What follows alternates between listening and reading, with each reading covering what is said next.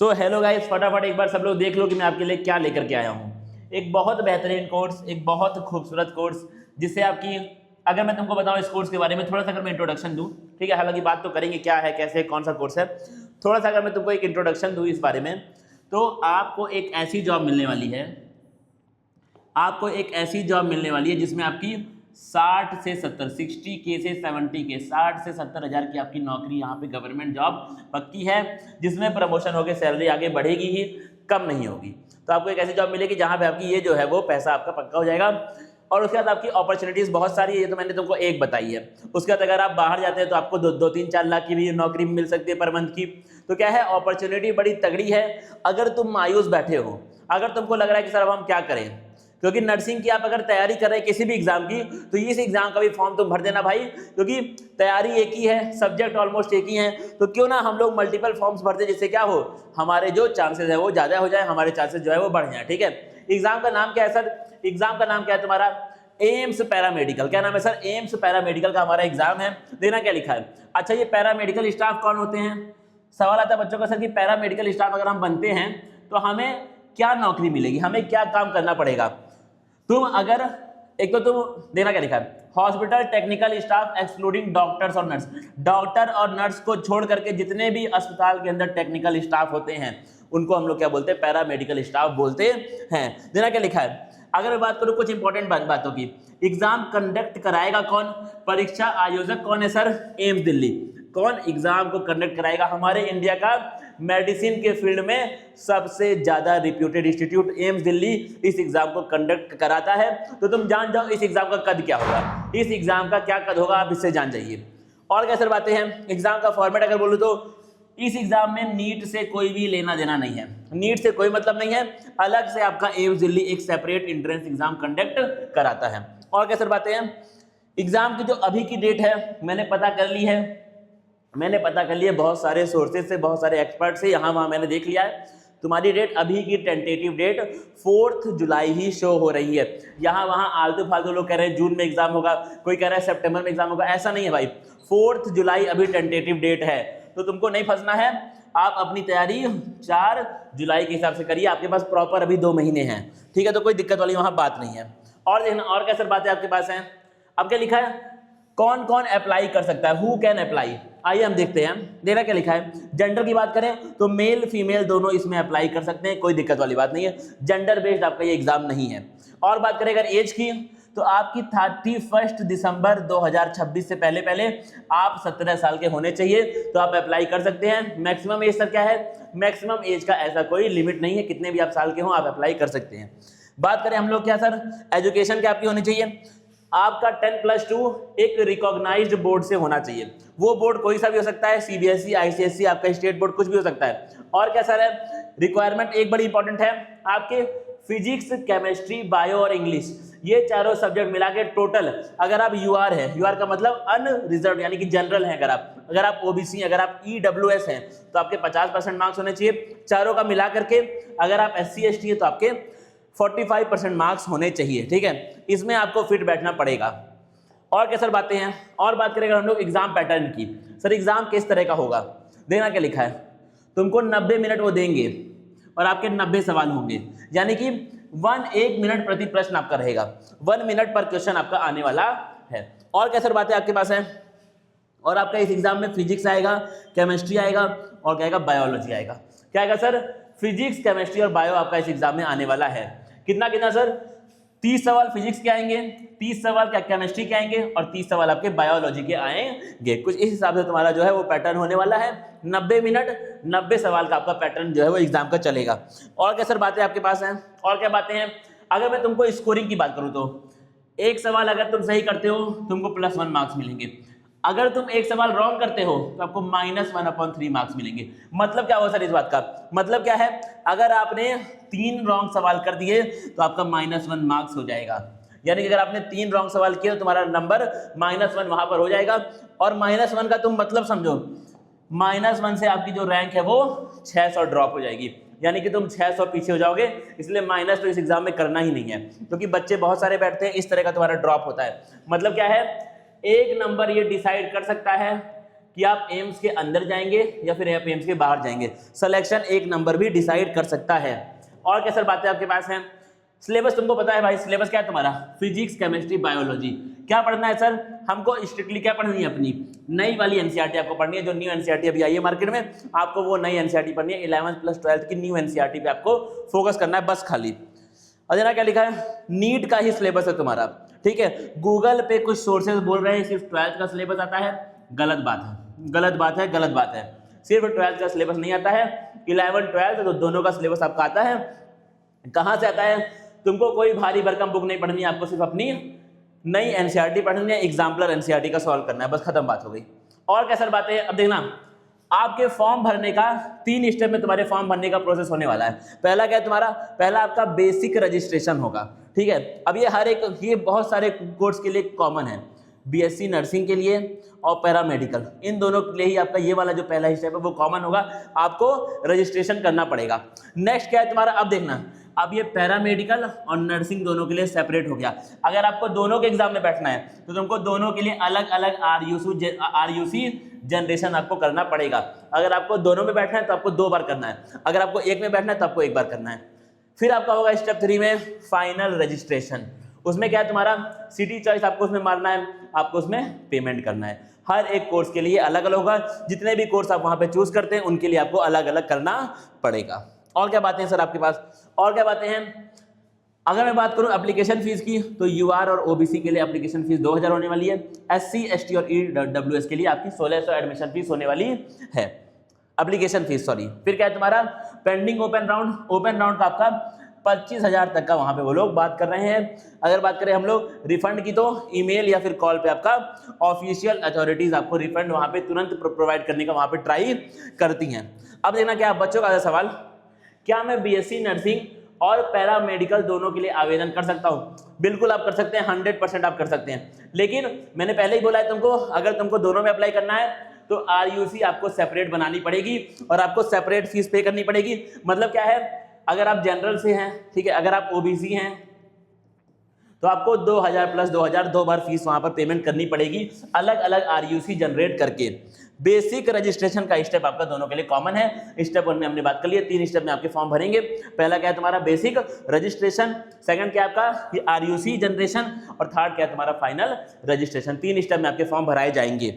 और क्या बात है सर आपके पास? और क्या बात है तुम्हारी?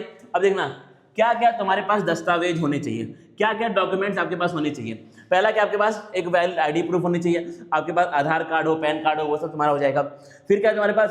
10th और 12th की मार्कशीट होनी चाहिए, ठीक है। अगर तुम 12th अपीयरिंग हो तो आपके पास वो इंटरनेट वाली मार्कशीट भी आपकी चल जाएगी। फिर क्या है? आपके पास पासपोर्ट साइज फोटो होना चाहिए, सिग्नेचर अपना खुद का होना चाहिए और लेफ्ट थंब का आपके पास इंप्रेशन होना चाहिए। और क्या है तुम्हारा? हर एक इंस्टीट्यूट के लिए नहीं, लेकिन कुछ इंस्टीट्यूट आपका टीसी भी मांगते हैं, आपका माइग्रेशन सर्टिफिकेट भी कुछ इंस्टीट्यूट्स मांगते हैं, तो उस पर भी तुम ध्यान दे देना एक बार। फिर क्या सर? अगर आप SC ST से बिलोंग करते हैं तो क्या है तुम्हारा? जाति प्रमाण पत्र के बारे में थोड़ा सा अगर हम लोग पढ़ लें तो आपका, अगर आपका SC ST का जाति प्रमाण पत्र आपके पास है तो वो लाइफ टाइम वैलिडिटी के लिए होता है, उसमें कोई भी रिन्यूअल आपको करने की नीड नहीं है। बच्चों का आता है डाउट कि सर हमारा जाति प्रमाण पत्र 10 महीने पहले बना था, क्या उसको हम लोग फिर से नया कराएं? ऐसा नहीं है भाई, वो लाइफ टाइम के लिए आपका बनेगा, ठीक है। ओबीसी के लिए strictly valid only if made within the specific dates mentioned in the official prospectus. Get touch with your issuing authority early. आप अपनी अथॉरिटी से जाके बात कर लीजिए। ओबीसी और ईडब्ल्यूएस का आपका पार्टिकुलर वहां पर डेट होती है, उस डेट में ही आपका बना होना चाहिए। जो प्रोस्पेक्टस में डेट दी हुई है तो अथॉरिटी से तुम कांटेक्ट कर लो, बहुत जल्द से जल्द आप इस काम को कर लीजिए प्लीज। और क्या बातें हैं सर आपके पास? अब देखना किस सिस्टम में तुम्हारा काम होने वाला है। अगर तुम्हारा एग्जाम आपने पास कर लिया, जो कि आप करेंगे, जो कि आप करने वाले हैं, तो तुम्हारा किस तरीके से प्रोसेस चलेगा? पहले आपकी काउंसलिंग होगी, आपको सीट एलोकेशन होगा, फिर क्या है, फिर आपको इंस्टीट्यूट में जाकर के रिपोर्टिंग करनी पड़ेगी, जो आपको कॉलेज वो देंगे वहां पे जाके आपको रिपोर्ट करना पड़ेगा। फिर आपके डॉक्यूमेंट वो लोग वेरीफाई करेंगे, डॉक्यूमेंट वो यहाँ पे तुम्हारे वेरीफाई करेंगे जो तुमने फॉर्म फिलिंग के टाइम पे दिए थे।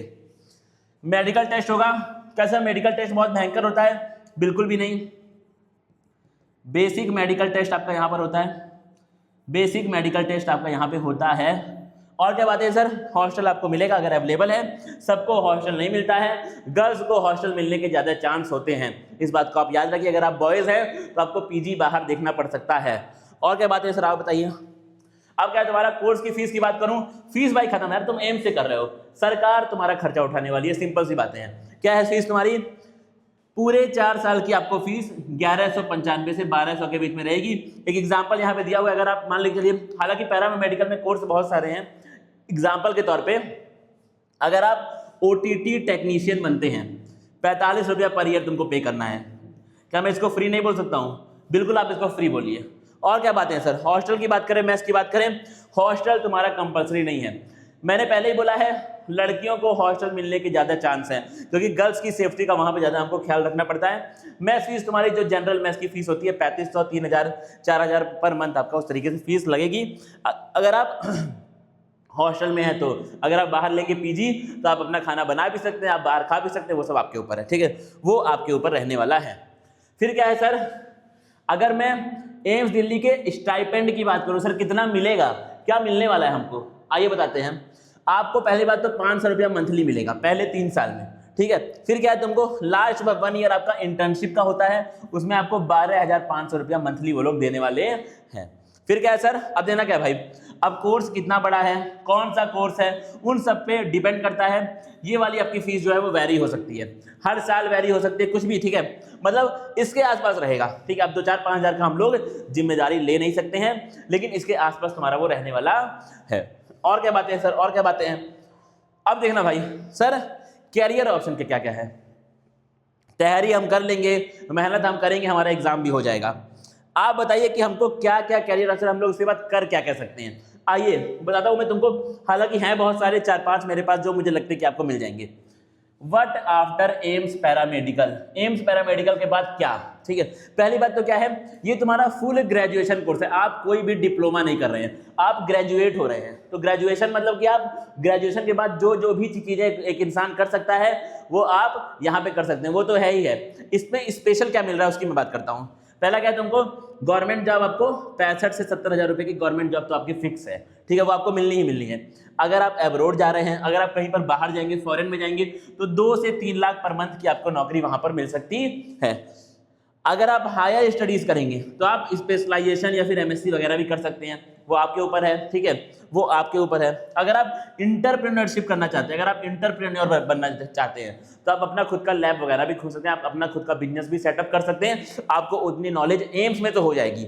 और क्या बात है सर, अगर आप गवर्नमेंट एग्जाम देना चाहते हैं, उसके बाद यूपीएससी, बीपीएससी, किसी भी तरीके का आप गवर्नमेंट एग्जाम में बैठना चाहते हैं, तो आप ग्रेजुएटेड हो चुके हैं, आप उसमें भी बैठ सकते हैं, वो आपके ऊपर है, ठीक है, that will be completely your choice. अब लोग बोलते हैं सर, जब हम पैरामेडिकल खोलते हैं, जब हम पैरामेडिकल में ऑप्शंस देखते हैं तो बड़े ऑप्शन आते हैं, 2-4-5 कोर्स सर आप बता दीजिए जिससे कि हमको लगे कि भाई यहाँ पे हमारा कैरियर बढ़िया हो सकता है। तो 4-5 कोर्स मैंने यहाँ पर लाए हैं, इनको आप एक बार देख सकते हैं, ठीक है। हालांकि चॉइस आपकी है, कौन से कोर्स आपको सेलेक्ट करने, वो चॉइस आपकी है। 2-4-5 कोर्स जो मुझे लगता है कि आजकल ज्यादा डिमांडिंग है, उनको मैं लेकर के यहाँ पर आया हूँ। कौन कौन सा कोर्स है, पहला क्या है तुम्हारा बीएमएलटी का आप कोर्स वहां पे कर सकते हैं। क्या होता है sir BMLT, bachelor in medical laboratory technology, आप ये कर सकते हैं।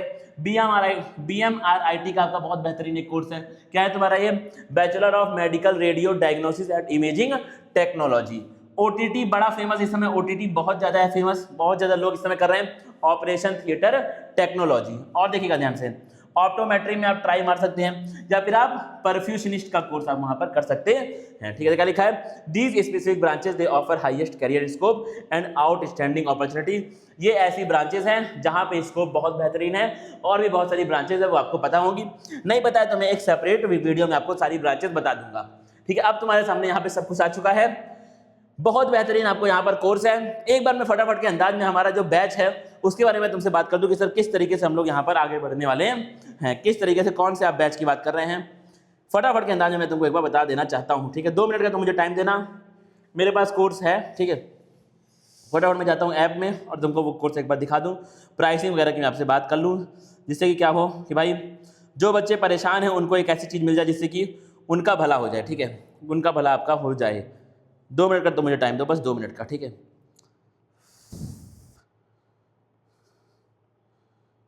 चलिए चलिए चलिए आ गया। देखना ध्यान से, देखना ध्यान से। कौन सा सर ये कोर्स है, क्या आपका होने वाला है? फटाफट के अंदाज में एक बार तुम देख लो क्या सर कोर्स क्या हम बात कर रहे हैं। देखिएगा हमारा ये स्पेशल कोर्स, ठीक है, स्पेशल सिर्फ एम्स पैरामेडिकल के लिए कोर्स है, क्योंकि एम्स पैरामेडिकल के एग्जाम में आपके तीनों आते हैं। क्या क्या आते हैं सर? हमारा इसमें फिजिक्स आता है, केमिस्ट्री आता है और क्या आता है, बायोलॉजी आता है। 30-30 मार्क्स के आपके सारे के सारे आते हैं। तो ये हमने अलग से क्रैश कोर्स बनाया है।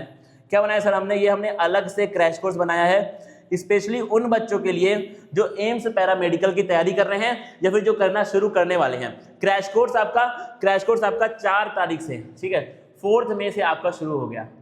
क्रैश कोर्स तुम्हारा 4 मई से शुरू हो गया है। अभी तुम फटाफट इसको ज्वाइन कर सकते हो, आपको ये ऐप में मिल जाएगा। ज्वाइन करना है तो क्या करें? KYT क्लासेस का तुम्हारा ऐप है। कौन सा ऐप है आपका? KYT क्लासेस का आपका ऐप है, आप डाउनलोड कर लीजिए। अगर ऐप तुमको नहीं मिल रहा है, अगर तुमको ऐप पे बैच ना मिले, ठीक है, कई बार क्या होता है ग्लिच की वजह से जो बैच है वो हिडन में चले जाते हैं। तो अगर आपको बैच नहीं मिल रहा है तो ये नंबर हमारा है, आप इस पर कॉल कर लीजिएगा 8090769287 8090769287। आप इसके ऊपर कॉल कर लीजिएगा, हमारी टीम आपकी पूरी हेल्प इस चीज में करेगी, ठीक है। और क्या बातें सर? आपको live class, 1 shot, test series, notes, mind map, इसमें सब कुछ आपको मिलने वाला है। प्राइसिंग सर क्या रहेगी? मात्र 449 449 रुपये में आपको ये बैच मिल जाएगा। पूरा एक्सेस आपको हो जाएगा, पुराने वीडियोस, नए वीडियोस, लाइव क्लासेस, सब कुछ आपको उसी में मिल रही है। मिलते हैं भाई फिर हम लोग अगले किसी क्लास में, तब तक के लिए थैंक यू गाइस।